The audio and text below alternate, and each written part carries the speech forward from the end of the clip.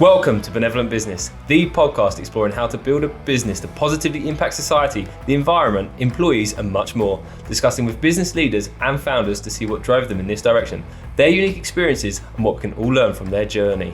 Brought to you by your host, Hayden Bloomfield, and producer, David Proud. Hello. This week, we are joined by John Nicholson, the owner of Community Driving School. But before that, last week we spoke about what I try and do in my business to be benevolent.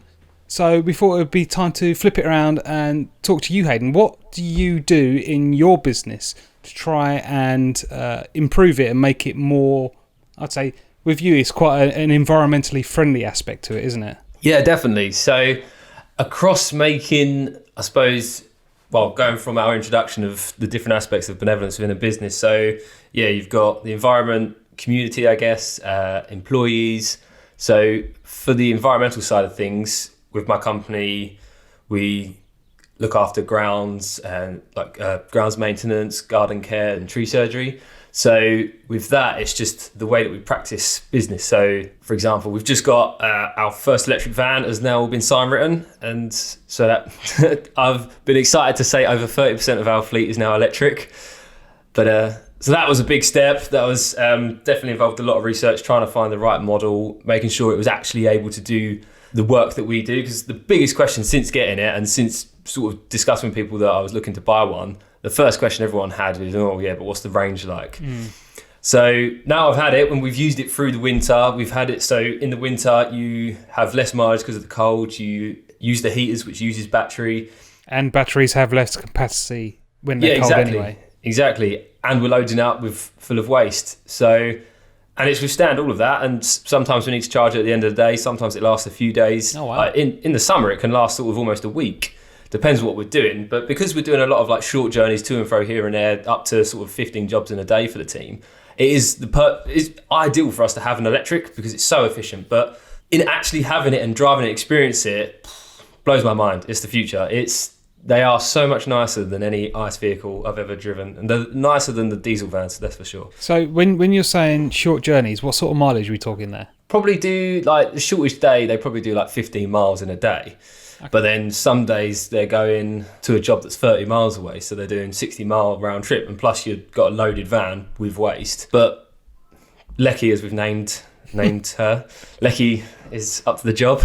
Have all your vehicles got names? Yeah, none of them got a name that nice. Like Lecky was named by one of the guys, but the other one's just a big truck, and then it's the caddy. It's just Lecky was named Lecky.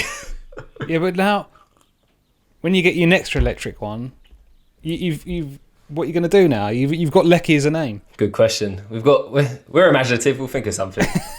Okay. Something creative like Lecky 2 or something. I don't know. So apart from moving into like a more environmentally friendly way of transport, what else do you do?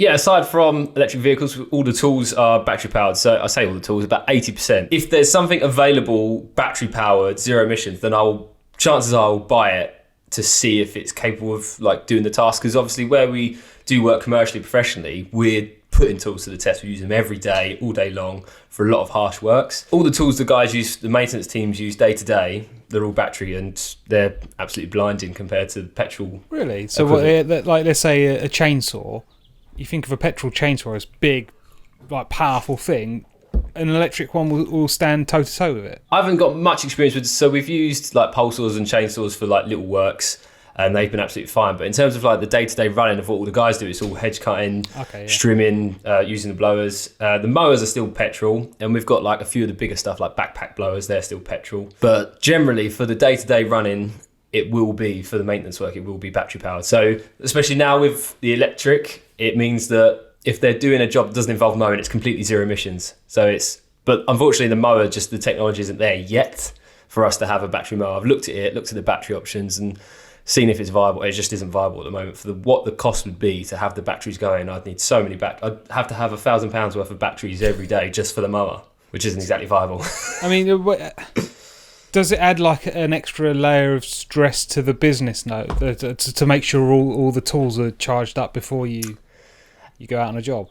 The extra stress, I would say, there's a bit of that, depending on whose responsibility. But yeah, when you're comparing battery to petrol, if you forget to charge up the batteries overnight, yeah, you're buggered. Whereas petrol, if you forget you've run out of fuel and you're running low, you just got to pop to the station and fill up. But so we have got backup tools that are petrol. So worst comes to worst, if it's down to clumsiness, then there's petrol tools to use. But that's not a problem. The other problem is just knowing that a battery's like 150 quid. And when the guys are going off and at the start of the day taking all the tools, a battery's the kind of thing that you'd think is easy to misplace, and just when you're swapping them out, place it down on the wall, forget it's there.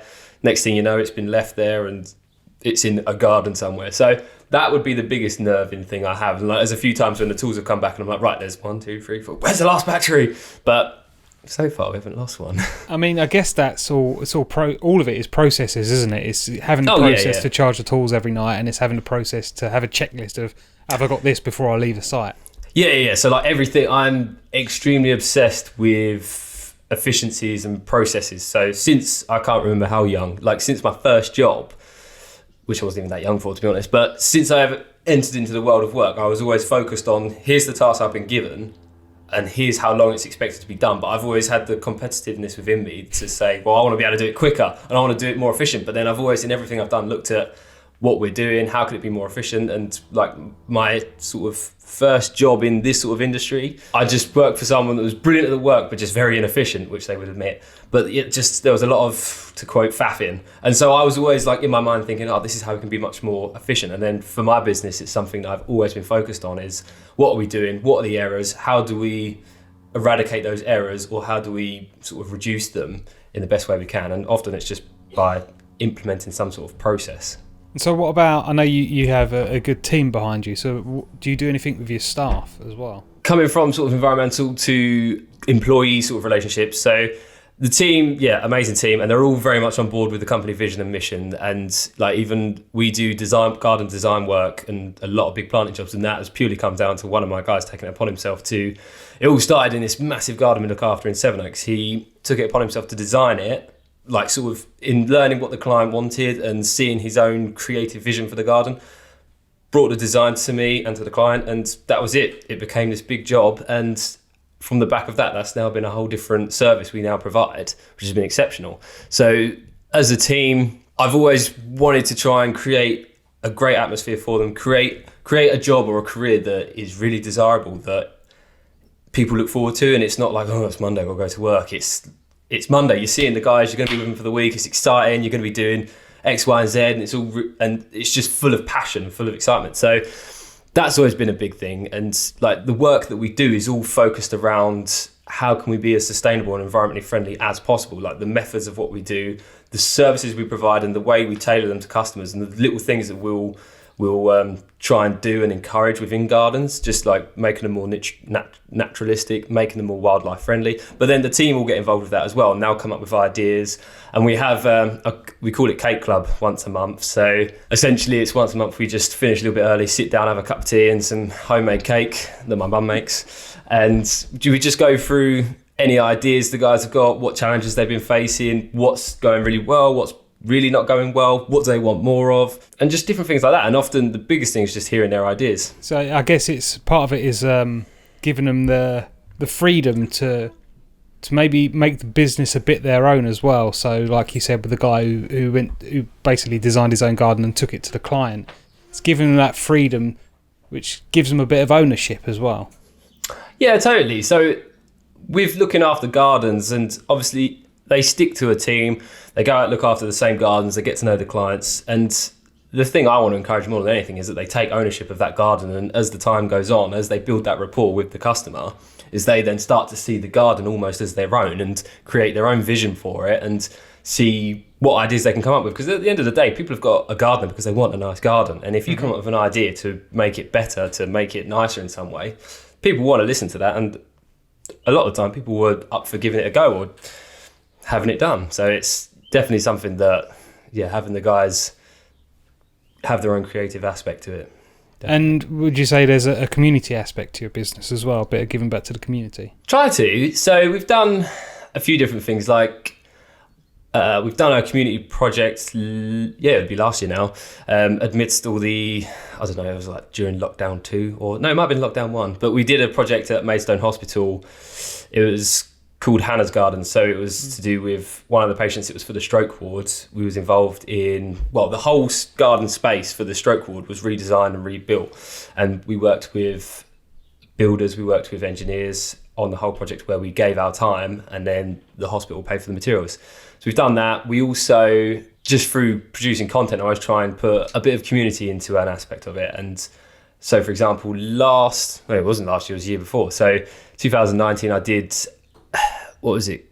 Christmas. I can't remember, I did now, like six community things for Christmas. And they were just a case of, I went, got a load of food for the food bank, did like Christmas cards for emergency services, and got them chocolates and stuff. But just like tried to come up with different ideas to do at the festive time to just sort of give back to the community and spread a bit of joy. And then through lockdown number 1, I did isolation ideas. So it was just a case of every week filming a video on something you could do as a family on your own in the garden, or if you don't have much of a garden, whether you have all the tools, no tools, knowledge or none, it's just something that you can do outside to get a bit of fresh air, to be a bit creative, to help nature, to be engaged with your environment around you, and just have a bit of fun. And now, throughout lockdown, just uploaded a video each week, and it never really got much of a response. But I mean, funny enough, it actually got me a few customers, but it was never the aim. It was just a case of, hopefully, if there's one person out there that has a go at it and enjoys it and it entertains them for an afternoon, then I've succeeded in it. So there you go, a little snippet about my own company and what we're doing to try and be more benevolent. But let's crack on and have a chat with John now from Community Driving School. This week, we're joined by John Nicholson, the founder of Community Driving School, a driving school that, forget what you know about driving schools, this is completely different, completely reshapes how we think, and is really doing something to bring positivity and impact people's lives who really didn't have any opportunities or really have suffered. And John has just given people a new lease of life. So welcome, John. Good morning, guys. How are you? Very good, very good. As I mentioned in the intro, Community Driving School, completely different from what we all know as a standard driving school. So can you give us a sort of quick 30-second intro into what Community Driving School is and why it is different? Well, Community Driving School is the very first not-for-profit driving school in the United Kingdom. It provides driving lessons for people who wouldn't otherwise be able to afford it, but they maintain their dignity by working in the community to earn their driving lessons. That way they get to learn work for reward. And I thrive on business sponsorship, individual sponsorship, and also I donate a portion of what people pay me for driving lessons into the community aspect of the business. In starting Community Driving School, like obviously this is something very different. What is it that inspired that idea? Where did this first originally come from? That takes me back 6 years. On the 7th of September 2014, I woke up. Well, I hadn't really gone to sleep. I went down to the kitchen. I picked out one of the carving knives, leaned it against the wall, rested it there, and I was just leaning into it to end my life. A door slammed from upstairs, and I moved sideways as the slamming distracted me. So I fell forward, but not onto the knife because the knife had moved. I sat down as a wreck on the floor, completely in at the end. I'd already said my goodbyes, I'd written a note. And during that recovery phase of getting back to being me, I knew that I had to escape my job in the City of London. So I started looking at driving instruction. And in 2015, I began training. So by the end of 2015, I was qualified. I was a franchisee of a national driving school. And I started teaching people in earnest in late 2015, early 2016. And I met some fantastic people who were struggling to pay for their lessons. And I thought, well, how can I give a little something back? Because I've been at that bottom. I have actually been to that abyss where you want to drop off the planet. And I was talking to a friend of mine over several evenings and cups of tea, because I said, I want to do something, I want to give something back. And this friend of mine, we sat down, we batted around ideas, and in the end we came up with the idea of taking the Formula One model, where they rely on sponsorship to, some people would call it entertainment, well, I just call it going around in circles. And I thought, well, I can put that sponsorship money to good use. And thus was born Community Driving School. And I set it up. It was formally formed on the 11th of May 2017. And I got my first car, which was called Jennifer, on the 26th of October 2017. So I was able to start teaching from October 2017 under my own Community Driving School banner. Going back, so you mentioned your London job, and then that led, and so really opening up into mental health here in terms of, you were saying obviously with the students you have and teaching them to drive, you've been there, you can empathise with them, you understand what it is like to be at the bottom. So is it your London job or being up in the city, that busy lifestyle, that sort of put you on that downward spiral? And how, so I'm trying to understand how you're obviously in this place and it's just gone downhill and downhill, to then suddenly it's all changed. You've found this new lease of life through the driving school, the idea. So what was that journey and what is it that was bringing you down? And then how did that come to this idea?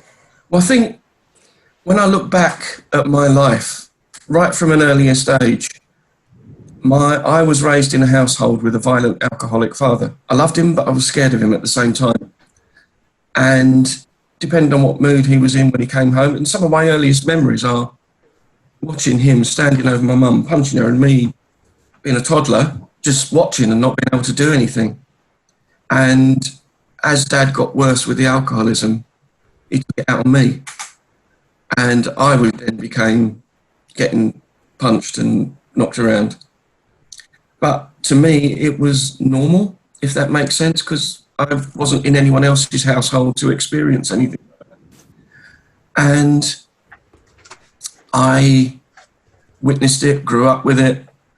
And then when I became old enough, I think it was about 13, 14, I had a knife at my dad's throat and I threatened after one particularly violent episode. My sister came to get me from a friend's house because my dad had thrown mum's sewing machine. So I came running back and I told Joe, go upstairs, get out of the way, I'll sort this. And it was at that point that mum and dad decided to split up. And a couple of years later, my dad killed himself. I think, he had his issues, but he was unsure how to deal with them. And back then, in the early 80s, you kind of, no one really spoke about mental health like as we do now. And I'm a key exponent of talking about suicide. I don't want people to feel uncomfortable around the word. I don't want people to sit there and think, oh, that's a bit taboo, we can't mention it. No, talk about it because it saves lives. Yeah, exactly. I'm definitely with you there. But you mentioned as a toddler, this was the normal world to you. So living that life that personally, I have no idea what that could mean. And like you saying about that's normal. So in those early years of your life, you were saying about normal. So was it literally like, oh, this is how life is. This is what you go through as a toddler. Is that sort of how your mind grew? And then, so you mentioned as you became a teenager, you were out and about, you met different people, and then you was exposed to other family lives. And so it was only then that you learned that is not normal. So how? Yeah, that's 100% how correct. do you process that? How, I don't know. Was that like a huge hit? It is. It's a real kind of shock when you go around someone's house and there isn't alcohol, there isn't screams, there isn't blood, and you're not in pain. But I locked those memories away, and these have only recently come to light as a result of talking to someone I've known for, God, he's known me since I was 5. And he actually said to me, John, I remember coming round your house once and you couldn't come out because you was in so much pain. And that was a memory that was locked away. And in 2002, I was originally diagnosed with clinical depression. So to bring it back to more contemporary times, and it was then that the psychotherapist, she took me back to my childhood and first, because from 1986 to 1990, I went off the rails a little bit. Because obviously when your dad commits suicide, you kind of, whoa. Yeah. Even, you were scared of him, but you loved him. I've still got his genes. But I knew that what he was doing was wrong, and I've not really been like that. So I went off drinking. Ironically enough, I went off drinking, and I remember my sister telling me that she had to come and collect me from a few places because I was literally face down in the street, just in my own vomit. But that's why I can empathise with many of the people that I teach, not all of them, because I can understand what it's like to live in a fractured house, growing up in one.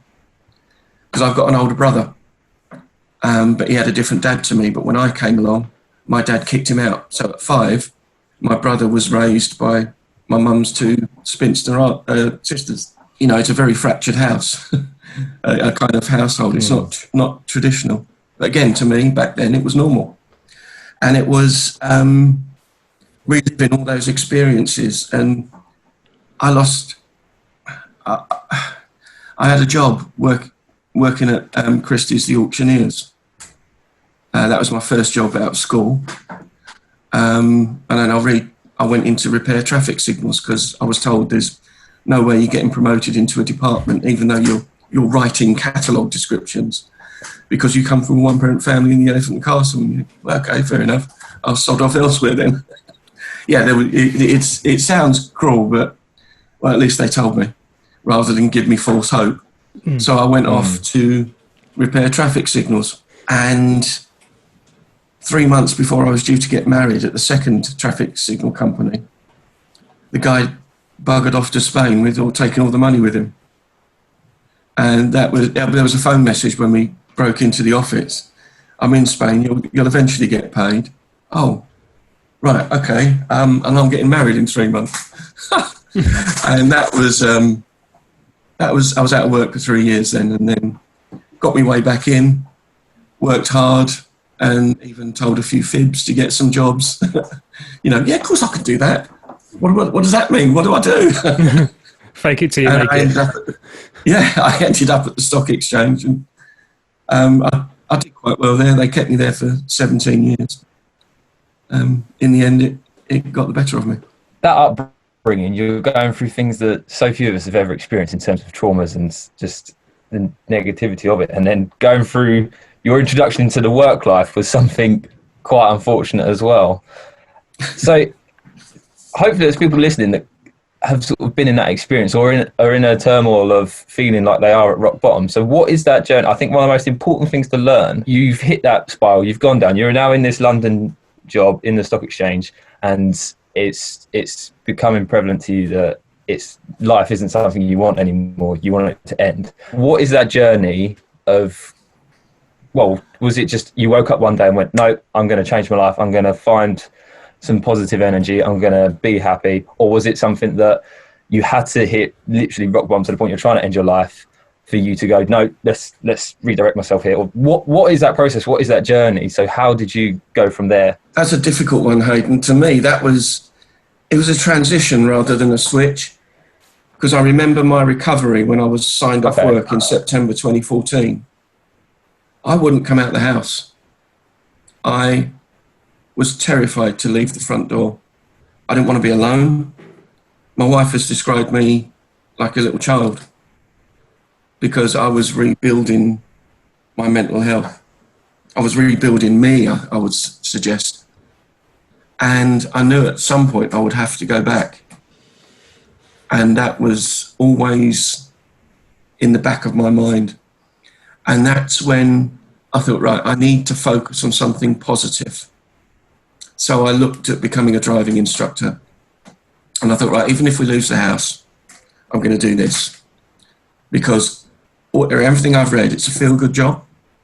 You're giving someone a life skill and you're earning out of it.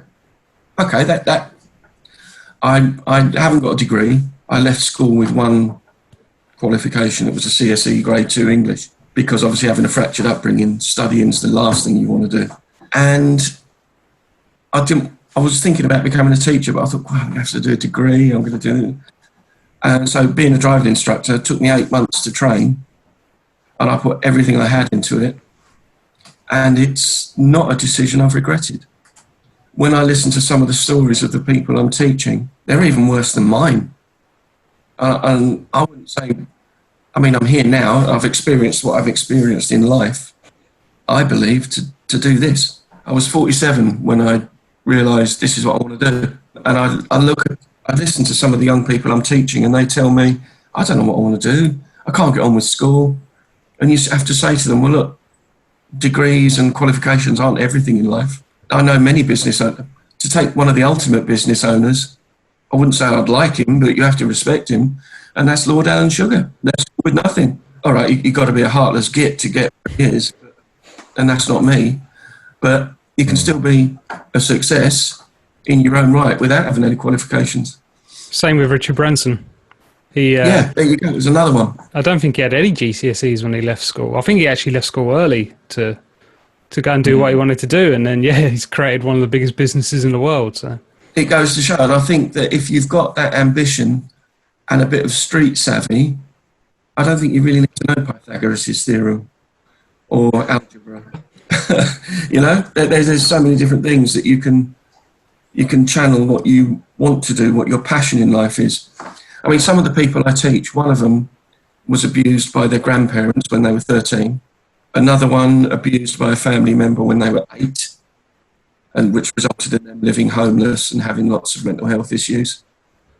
Then the one who just passed recently, who was walking into a life of crime because that's all he knew. I'm teaching a young mum who was left in hospital by her boyfriend and his friends after what they did to her, and she's rebuilding her life as a result of having confidence given to her by driving, because you don't need to be academic to drive. It is the great leveller. You can be Lord or Lady so-and-so, or you can come from the street. You've still got to sit in that car and drive. And it's not a question of you having the funds, or it is in a way to have the funds to afford the lessons, but not to afford the education to have 7 degrees to sit in a car to drive it. That's where it's the great leveller. Completely agreement with you there, John. Like, when I think in my company hiring people, it's one of the biggest factors for me is, can they drive? They've got to be able to go in a van and drive around. There you go. Qualifications aren't really important to me at all. It's, are they passionate? Do they care about what they're going to do? Are they eager enough that they'll be early for everything? Like, if it's a phone call, are they there waiting on the phone? Interview, like face to face, are they half an hour early? Trial shift, are they early to that? Are they qualified in anything? I'm not really fussed about it. It's, can they get there? Are they passionate about, and do they care? They're the key components. Yeah. You've hit the nail on the head. Now, prior to lockdown, I did some research on jobs in Kent. So I went onto Indeed.com, filtered jobs that required a driving licence for the applicant to apply. There were 1,474 jobs that required people in Kent to apply for them. How many of them were driving jobs? And by driving jobs, I'm defining it as delivery driver or cab. Less than 300. That's 1,100 jobs that people from a difficult background are being discriminated against applying for. And I do use the word discrimination. They cannot afford the driving lessons. People say to me driving lessons are expensive. I disagree wholeheartedly. I really do. I think they're cheap. It's because you've got to pay someone, generally up front, a bulk of money to then get a certain number of hours to drive. I'm not saying that every driving instructor is crooked, I'm really not. But there are a few bad eggs out there that make it bad for those of us who genuinely care. Now, the average price of a lesson in Kent is £25. I charge £32.50, and I've got more than enough people. And some people even say that's cheap. But then when you think that hourly rate, what are you getting for your hourly rate? Are you driving? Is the instructor talking to you for half an hour? How much driving are you actually doing? Now, it all depends on the pupil themselves, because I also specialise in people with Asperger's, autism, dyspraxia, dysphasia, and obviously depression, anxiety, very poor mental health. But you've got to look at your value for money, because that instructor has got to pay fuel, insurance, wear and tear, which there is quite a lot. I've got a £1,200 bill coming up on one of my cars for the bodywork that needs to be repaired. And they're doing it at half price because I'm not for profit.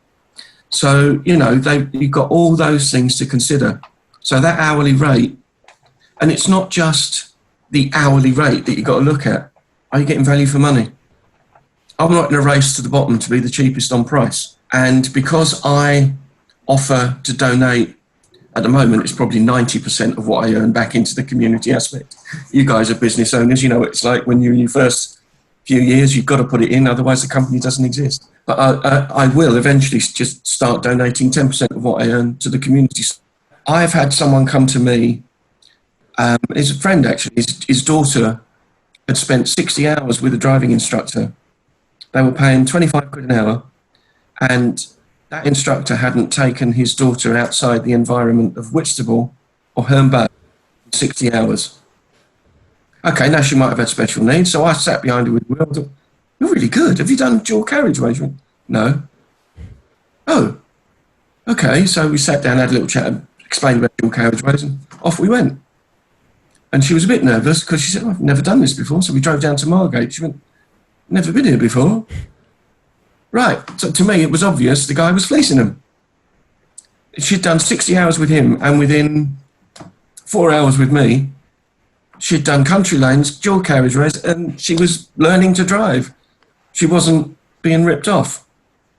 So that's what I mean by bad eggs, and value for money isn't always the cheapest. Oh, definitely. I agree with you there. It's like in my own personal experience learning to drive, I had 2 instructors. My first experience, the instructor was very hesitant. Like in my approach to everything, I'm like, yeah, I'll give it a go. If I make mistakes, I'll fall over, grace me, whatever it is, I'll just make the mistake. That's how I learn. And my first instructor was very much, oh, we'll talk about it. We'll get to that later. Let's just go around the roundabout a few more times. Let's just go up and down this road a few more times. And I thought, I'd just stick me on the A2 or chuck me in a country lane, whatever it is, just let me learn. And then my second instructor I had was exactly that. They were like, all right, off you go. Like, go on, you can do it yourself. I'll be here. But I thought, all right, okay, you let me just go off and jump in the deep end. Yeah, completely different experience. And like in terms of value there. And when we had a conversation before, John, one of the key things I thought when you talk about driving, you saying it's cheap compared to people going, oh, it's a very expensive thing to do. And you talked about what you get out of it. And when you compared it to a degree, so the cost of a degree, like tens of thousands of pounds, and what you walk out of university, you got that degree, and you kind of go, oh, bugger, I've got a degree, but like it doesn't, well, I don't know, everyone's got a different experience, but you get your degree, well, not that I've got one, but in my experience, those that get the degree, it's then they've got to find the career, and then suddenly it's all about what experience have you got? What experience you got? Well, I've got a degree. Oh yeah, but what experience? Whereas driving, you think, you get past that driving test, you're a qualified driver, the world of opportunity. Like how many more jobs, like statistically, how many jobs that you can apply for before that and after you've learned to drive? It's just mind-blowing. That's so true. Yeah. And when you compare that to like the 1,474 jobs, I didn't look into how many of them required you to have a degree, but not many of them. Some people take to academia and it's their life path. But when I was setting up community driving school, I had an interview with Roger Gale, my MP, because he was interested. He said, that's a great idea. Let's talk about it. So my opening gambit to him, I'm very much all or nothing. Like with the young lad, give me your toughest, I'll prove you it works. So I said to Roger Gale, I said, a driving licence is more valuable than a degree. And he went, oh, just, your degree. I said, okay. You're a scientist who works at Porton Down. What do you mean? I said, I know what goes on at Porton Down. I know people that work there. So how do they get from the house to Porton Down? And he just went, yeah, point taken. I said, you can have as many degrees as you want. If you're not mobile enough to get to Porton Down, how are you getting there? That simple. And that to me sums up the value of a driving licence versus a degree perfectly. Yeah, suddenly that, I don't know what it costs to learn to drive, probably a couple grand or less or something. Like when you think of what that investment gives you in life. In community driving school, when you first began, can we learn about the funding behind that? Was it you had money saved and invested it all, or how did it all come about? I owe an awful lot to my mother-in-law. Effectively, she sold her home so that I could get this going because she believed in the scheme so much. Hence why my car is called Jennifer. Oh, okay. And my youngest twin daughter is called Jennifer. She helped support us while I was doing predominantly paid work and setting up community driving school. If we couldn't meet the mortgage payment, there you go, there's the mortgage payment. Things are a lot easier now because just before lockdown, actually, I secured some funding. And that's helped me get through the lockdown. But it's setting up. Well, I had an idea, and that's all I had, and some support from mother-in-law. So I thought, okay, what do I know about the charity and social enterprise sector? Well, nothing. So I went to business expos, I went networking, and I met some charities. I got talking to them about how they function, how they work, and that's now how we identify the pupils that we need. I say we because there's myself, a good community of volunteers around me. One of them in particular, she's my right arm. She's a bloody good friend, and she witnessed my mental collapse in 2014. We used to commute together. And she said, I don't want you going through that again. So she's now a director of CDS, and she's helping me no end. So we liaise with charities. We identify those that would benefit most, because obviously, as much as I would love to teach everyone who applies, I can't. And if someone who comes direct to me, I'm this, I'm that, I've got this, I've got that. Okay, how do I know you're genuine? As much as I would love to believe you, how do I know? So that's why we go to the charities, to identify them. And in terms of the very first few months, I started teaching someone for free who was volunteering or working at one of the charities that I partner with in Aylsham called Bee Change. They're a micro charity, but their work is so vital in the community. It's one of the old mining villages, so it's still got that mining ethos. It's quite predominant, the man of the house, guru kind of thing. And I do know that male suicide down there is quite high, as is domestic violence. But it's also an area of very poor transport. All the villages are Snowdown, Addisham. All right, you got the train, but how much is the train? And the bus links, how much is the bus? Well, one of the people I'm teaching down in Aylsham, she's a remarkable young woman. She had a violent partner, no longer. Since learning to drive, she's kicked him out. That's what it's done for her. So in terms of more of giving people confidence, it's more than just that bit of paper to say you can drive. Every person, even prior to setting up community driving school, they was all telling me, all the pupils, regardless of background, I can get this job, I can get that job. Oh, it means that's the first thing I've passed. And it's like, whoa. So learning to drive is more than just a skill, and that's the way I embrace it. It is more than learning to drive. It's giving people hope. It's giving people a life skill. I mean, you guys have both mentioned about what it's meant for what you guys can do. I remember passing my test back when the dinosaurs were walking the earth. I nearly ran over a Tyrannosaurus Rex on the zebra crossing, but we won't go into that. What it meant for me, I mean, wow, I could go out and get my boy race a car and be a complete tit. But what it means for people in the main, particularly in rural parts of Kent, it means freedom. And I don't take that word lightly. It means freedom. I'm hopefully partnering. I've made early stages at contacting a domestic violence charity in the Medway area. And my hope is I'm currently in training to be an instructor's instructor. So if I get that qualification, I would like to teach one of the people from this domestic violence charity to give her the skill to be a driving instructor for CDS, to set her up in business. So that is my aim. That's my goal. That's my aim. Because I don't just want your average Joe instructor becoming a franchisee of community driving school. You need to have those extra skills.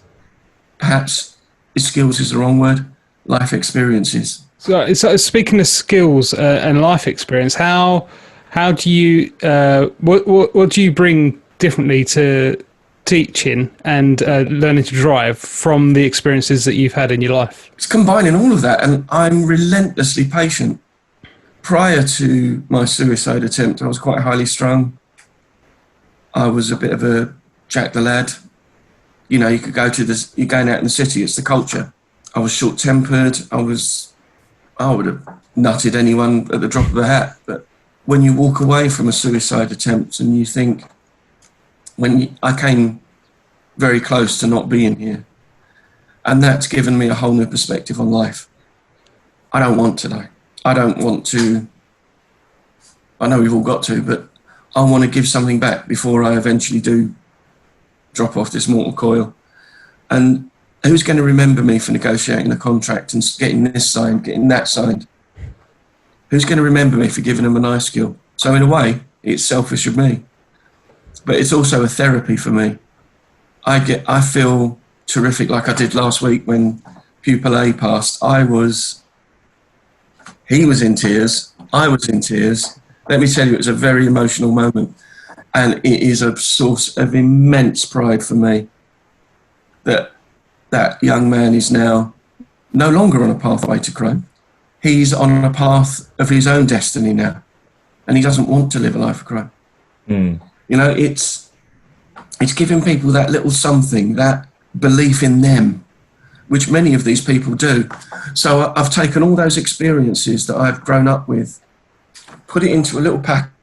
If they've got a background that I can empathise with, which in the main I can, then we're leading them out of that by using those. And as I say, I'm relentlessly patient. The young lady who caused damage to my car, if you were to meet her, you'd see her arms are covered in wounds where she self-harmed, as are her legs. And most instructors would have gone ballistic at what happened. She turned a wheel at 40 miles an hour and we're heading for a no entry sign. Yeah, I grabbed the brake, grabbed the wheel, stamped on the brake so it just went down the side of the car rather than us going full on into it. Made sure she was okay, and I still text her just to make sure she's all right. And she said, "Oh, I came close to ending the project." I did. No, it's fine. Got insurance. I don't want to go through the insurance because my premium will just go up by the value of the car repairs, and I'll be paying that for several years. So I'd rather pay for it. But just as long as they're okay, that's all that matters. You can always get another car. You can't always get another of this young lady. And to be honest, the pupils are all that matter. Not me, not the car, them. They're the ones who matter. They're the ones who want this shot at life. I mean, I'm having my shot at life. They haven't even had a chance yet. Who knows? We might unearth the next entrepreneur. One of the guys is talking about setting up his own business to wrap cars. It's interesting there that only 2 minutes ago you're talking about your own or selflessness and selfishness and saying how selfish of you it is wanting to be remembered and make your mark and have this impact. But then 2 minutes later you're saying about it's not about me, it's not about the car, it's about them, it's about their journey. And it's interesting how it's the perspective you put on it. But then I speak in loads of people in business. I believe there's in selflessness, you have to start with selfishness. You have to have a desire to want something. And that's the same thing for me in business. Profound, Hayden. Yeah, that is. Thank you. I hadn't thought about that. That is very profound. Yeah, But that's my exact business journey. I started out in business. I sort of fell into it, but then it was my sort of rudimentary entry into business was selfishness. It was, I want money, I want cars, I want a big mansion, I want all of this for myself, and I want to make loads of money and make sure I've got loads of people under me making all that money for me. And then as I grew, as I developed, as the business grew, it completely changed. I started learning what an impact you can make with business, and then obviously that's gone on to so much more. And then the whole podcast called Benevolent Business, and it's how can you impact society? How can you make your positive mark on life, on the nation, on the world? And it's all started with that selfishness that then became selflessness, or it's still an element of selfishness because I want it to be my company that has this impact. I want it to be me that gets to see the impact of it and like be able to see what lives are impacted. But yeah, it is incredibly selfish. I really hadn't thought about that angle on it. You've given me a whole new perspective on it, actually, and you've hit 100% on the head.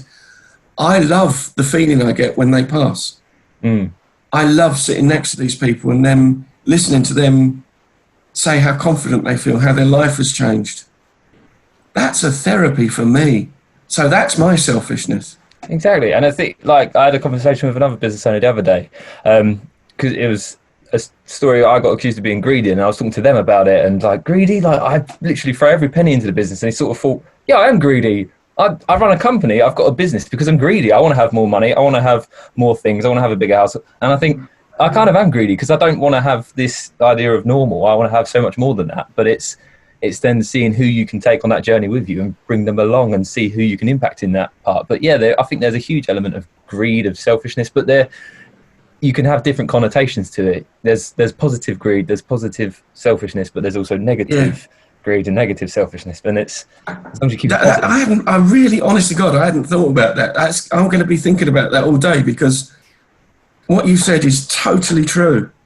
And on my journey into what you might call benevolent business, I call myself a social entrepreneur, is when I first got into this, one of the people who mentored me, a lady called Mirelle Frost, I owe her an immense amount. She always said to me, John, don't feel ashamed at taking a wage or paying yourself in this sector, because if you go under, you cannot do the good work that you're doing. So even though I describe myself as a not-for-profit business, I have to make profits to pay myself. I'm not Richard Branson, I'm not Alan Sugar. I am me, and I have got bills to pay. And whilst I take enough to cover those, there have been months when I've not been able to. But then you guys as business owners, you've been there, you know it, you know what it's like. And to the outside world, they just see £32.50 now, that's bloody expensive, I'm not going there. Well, just think about where that money's going. Yeah, exactly. Think about what it's doing. I've met quite a few social entrepreneurs. There are a lot of community interest companies, which is what I am. Kent's got quite a raft of community interest companies. There's one that does fencing and offers Trinity Fencing. They do fencing apprenticeships for ex-convicts and help rehabilitate them back into the mainstream community. There's Carmel Motors in Deal. He offers teaching kids who are, shall we say, not the best at school or breaking the rules at school.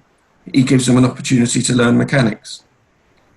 There is Social Enterprise Kent. They do training courses. There's Educational Life, which is a magazine that's all about good news. They put their money to helping young people become reporters, giving them the tools and the kit, and they only report on good news. There are a raft of good social entrepreneurs, and I love your title, Benevolent Business. There's a raft of it in Kent. It's all over. You've just got to scratch beneath the surface and there it is. And being a social enterprise means that you're more than just a business. You're a product of the community that's funded by your community for the benefit of your community. Now, I regard my community as the whole of the UK. I want to franchise this out across the United Kingdom, because everywhere there is deprivation, and particularly with the job losses. Again, I do a lot of research. That's another thing you do. When you're applying for funding, you've got to know your subject. You've got to do that research. In parts of Kent, which, shall we say, might seem affluent, as of May 2020, unemployment had gone up over 600%. And in already high unemployment areas, in and around Maidstone, employment's gone up over 150%. In some cases, in one of the highest areas of unemployment in Maidstone, it's gone up 230%, which is higher than the national average. Never mind Thanet.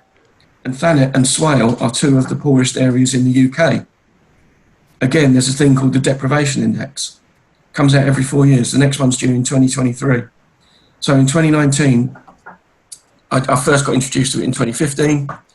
You start looking at that and you think, wow, I didn't realise Kent had so many pockets of poverty. Yeah. And when you're applying for funding from a national funder, occasionally they can look at it and go, oh, you're part of the affluent southeast. No, scratch below the surface. In 2019, Sheerness is the 47th most poverty-ridden ward in the United Kingdom. There are 32,844 wards that make up the United Kingdom. Sheerness is number 47, Cliftonville number 67, Margate 117, St Radigan's round in Dover, that's in the top 200. You've got parts of Medway, parts of down in Romney Marsh. Kent has got some of the highest areas of poverty in the UK. Most of it is on the coast. Only 2 areas in East Kent feature in that index in a very high position. Stanhope in Ashford, Northgate in Canterbury. And yet when people say Canterbury, they're, oh yeah, it's got lots of money. Yeah, you just walk around the outside of it. Yeah. So, so the centre of Canterbury, and the one downside of that deprivation index, it's all postcoded. So you might have somewhere sharing a very similar postcode, one part supremely affluent, one part not so. Suddenly they're merged into one, so the average is actually makes it appear better than it actually is. For example, you look at Kingsgate down in Thanet, absolutely beautiful, very, very affluent. And you just toddle on a couple of miles up the road into Newington in Thanet, that's in the top 200 as well. So there you go. It is doing all this research highlights even more a need for social business. And a benevolent business can be anything you want it to be. Oh, yeah, definitely. Only your imagination and your passion. I was talking to a lady yesterday. She wants to set up a CIC to help provide people who can't afford going to a gym with exercise and nutrition advice to benefit their mental health. And there's an idea for a CIC. So a CIC can be whatever you want it to be. You just need that, I'm going to go and do it. And that's why I value the driving licence so much. And when I started doing the research for this, the fact that no one else was doing it, I'm making mistakes. I mean, as business owners, I bet you guys have made loads of mistakes, but you've managed to overcome them and survive them. And I've learned from that. I don't know if you reference what other people do in order to avoid those mistakes. I've got nobody to refer to make mistakes. Nobody does what I do. I've got a good feeling that the next 12 to 18 months are going to be very positive for community driving school. It's not been an easy road, to use the driving analogy, but I wouldn't have it any other way, because if it was easy, things in life that are easy are not always the best things. So I know the hardest things in life are the best things. My children, they're not children, they're all adults now. My son's 22, the girls are 19. But they're some of the best things in my life. But they weren't always the easiest. So we've touched on a little bit about how you see community driving school in the future. So have you got a sort of 5-year plan, 10-year plan? Where is this? You talked about your community being a nation. So will we see community driving school across the country as franchises? Yes, you will. Paint the picture. What is it? Yes, you will. It's fitting the timing, but I've got contacts that I need to speak to in Birmingham, Liverpool, North Wales, the West Country. There's a guy who's been to a couple of networking events with me. He lost his job. He lives in Eastleigh, just outside Southampton. He's becoming a driving instructor, and he will eventually be taking a franchise of CDS. He's setting up on his own at the moment just to get himself started, so I can focus here. Then we're going to join forces, and we're going to have a reach out in Hampshire. Like I said, I want to get this qualification to be an instructor's instructor, so I can teach one of these women who's escaping domestic violence to set up in business and become part of the CDS empire. Although we'll be a benevolent empire, we're not going to be any. I'm not going to have any Sith lords going around. Well, maybe I will actually for the rivals, but anyway, that's another question. But I want that to happen within 5 to 10 years. So how does your role change in that? So at the moment you're in the vehicle teaching your students how to drive, and you say about becoming you're going to instruct the instructors, so then you're teaching instructors how to then work under your company. So is that then how will your position in the company become the instructor's instructor? And then after that, will it change? It might even change from that. I'm very flexible. Despite my bulk, I'm very flexible. When I first set this up, again, another guy who's been quite pivotal in giving me advice, he said to me, John, I can see that you're going to be busy. You won't be doing much instructing. You're going to be doing more CEOing. And I think that's where my role eventually lies. Because at the moment, well, like you guys, you've had to do sales, admin, accounts, networking, administration, never mind doing what you do for a living. You've got all those ancillary jobs.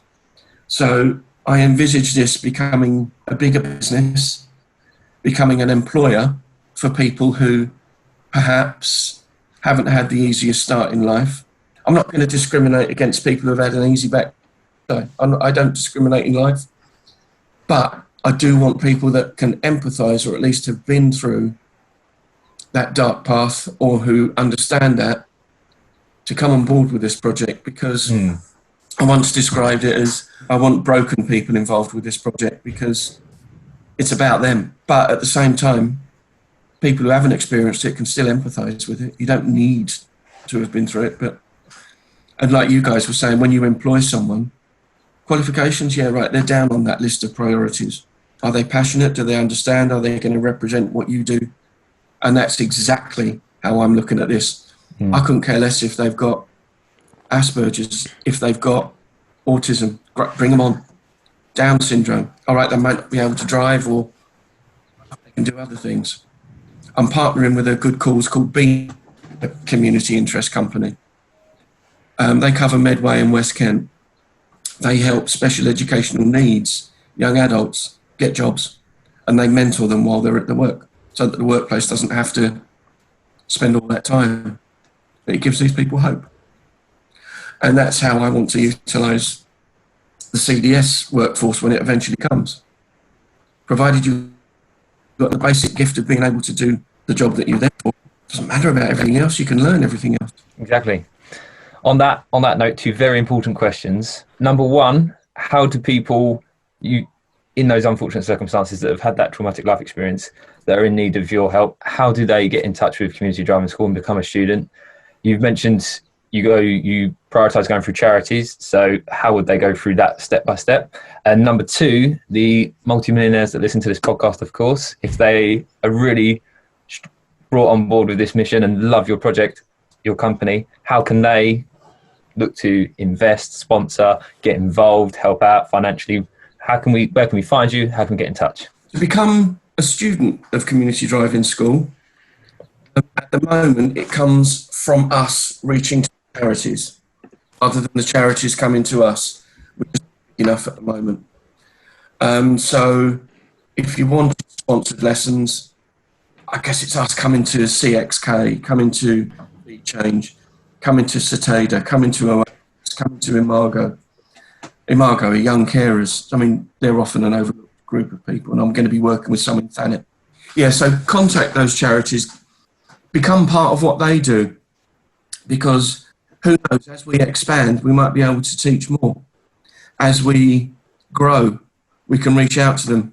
It's all a case of just keep an eye on the website. The website's going through a bit of a revamp at the moment because some of the charities on there don't exist anymore. And we're always open to meeting up with charities and doing joint funding bids.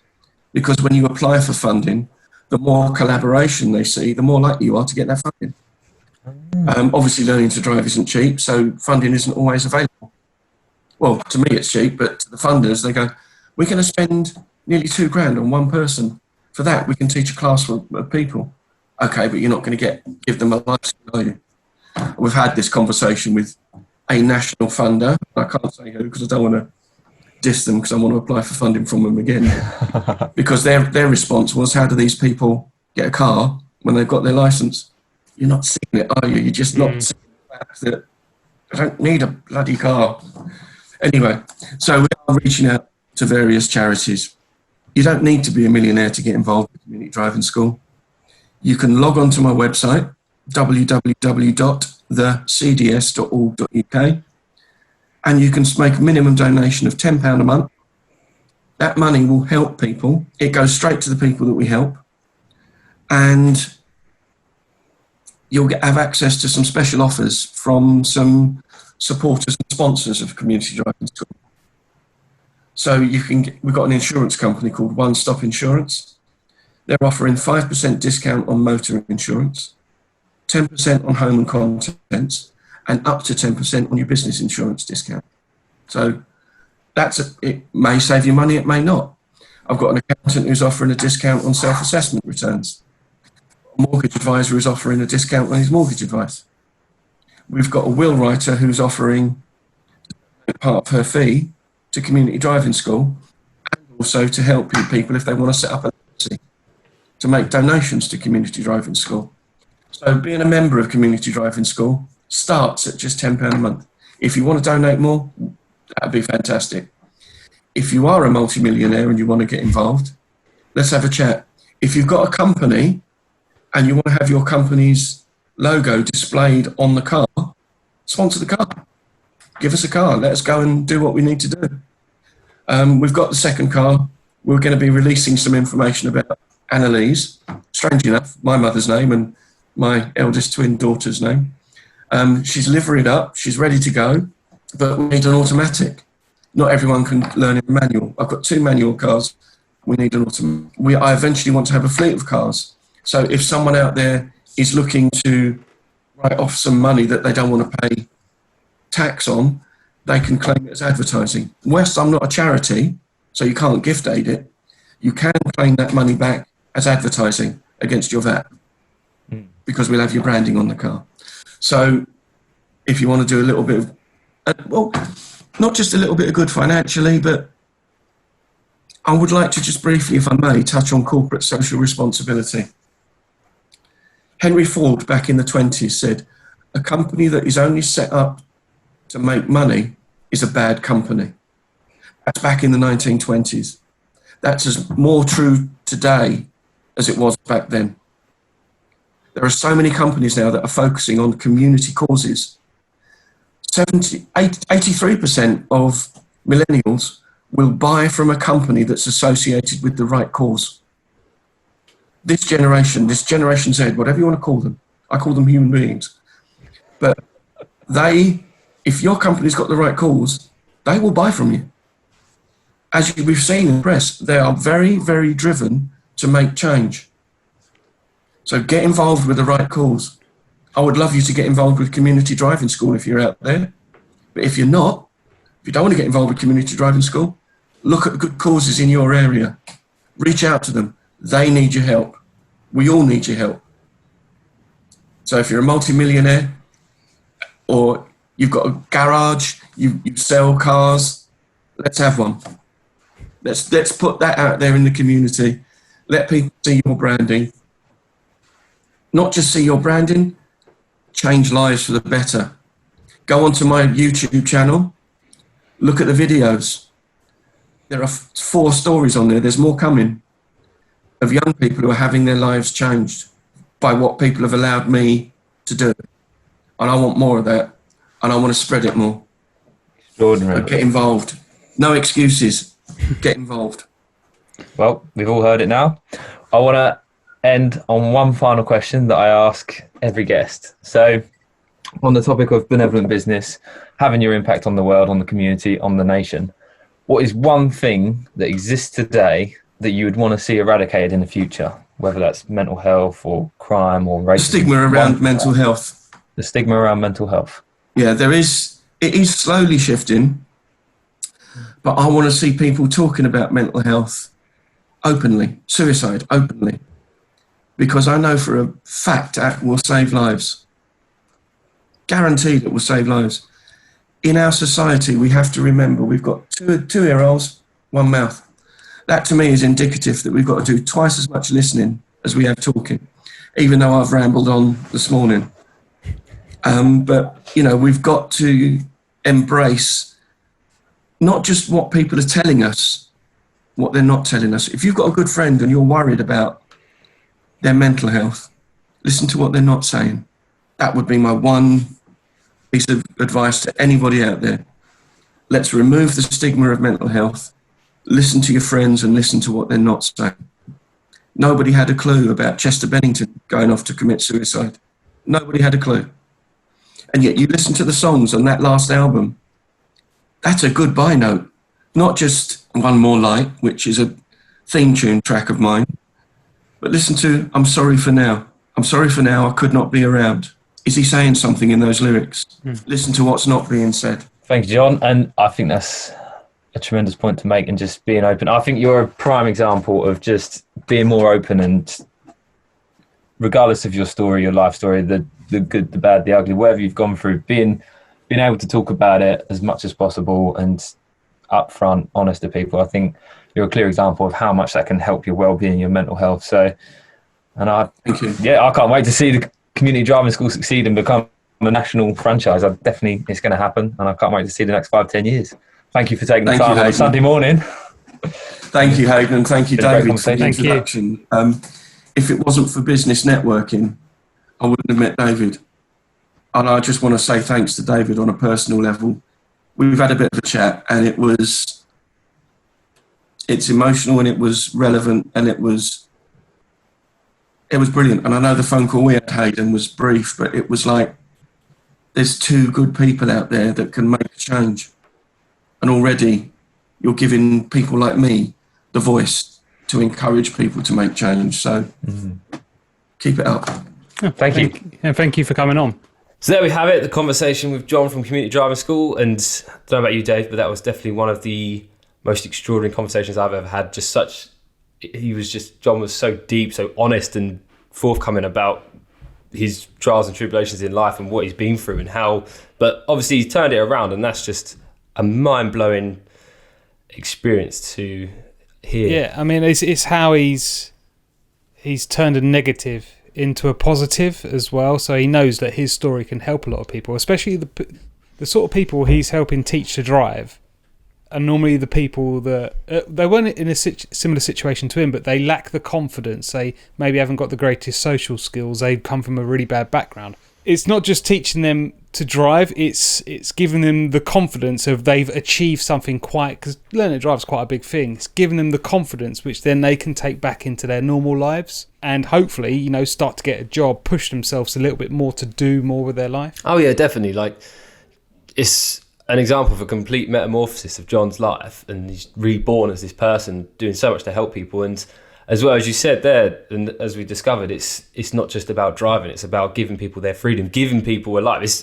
He's been at a point where he's tried to terminate his own life, and yet he's now on an opposite spectrum where he's giving other people their own lives back. Well, he's giving people the opportunity of life to live and have that independence, that freedom.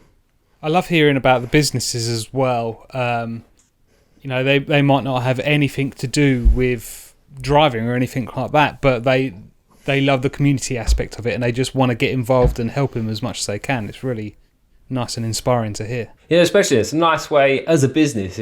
If there is some way that you want to, I suppose, well, for anyone listening, if you are a business owner and you're thinking, I'd love the idea of benevolence and practicing it and becoming more beneficial to the community, to those around me, to my employees, etc., etc. But if you're struggling and where to start, that is a good example of a way of getting started. Like, maybe you're too busy, too focused with your own business. You've sort of got, like, running a business is a big task. So just to be able to give back in the way of supporting, funding, sponsoring another project such as Community Driving School, or even just giving your time, whatever it is, whatever you've got, skills, money, to be able to give into something like that, even if it's just for an afternoon, just for an hour. Or but even with John's story, he was a driving instructor, and he just started with that one person that didn't have the money to learn how to drive.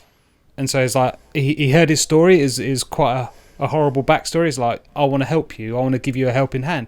So even think about that in your business. Is there just something small that you can start with that might grow into this big thing? Yeah, it's very true. A very good point to put across to people as well. And as well, because where we talked about in the podcast of selflessness starts with selfishness. So even if it is sort of, I don't know, because people can be a bit funny about it, but I don't think there's not a wrong thing. Like, if you practice selfishness, if business is all about you, about making money, but even if you making money about helping other people, yes, it's selfish, but you're still practicing selflessness within that. So if, doing something great for the community, helping someone out, doing a freebie, you can use that as marketing and sort of use that as your way of justifying it. But at the end of the day, you're still helping someone. That's still giving someone an opportunity. So maybe adjust your marketing plan, your marketing budget, and just use it to help people. And selfishly, you're building your business for your own benefits, but selflessly, you're actually giving back and you're helping people. As always, you can find us on all our social media platforms for Benevolent Business, and you'll find the links to socials in the description for the podcast. And if you're running your own benevolent business, or if you know of someone that should come on the show, then get in touch with me. It's hayden.bloomfield@hotmail.com. hayden.bloomfield@hotmail.com. Look forward to hearing from you. See you next week. See you next week.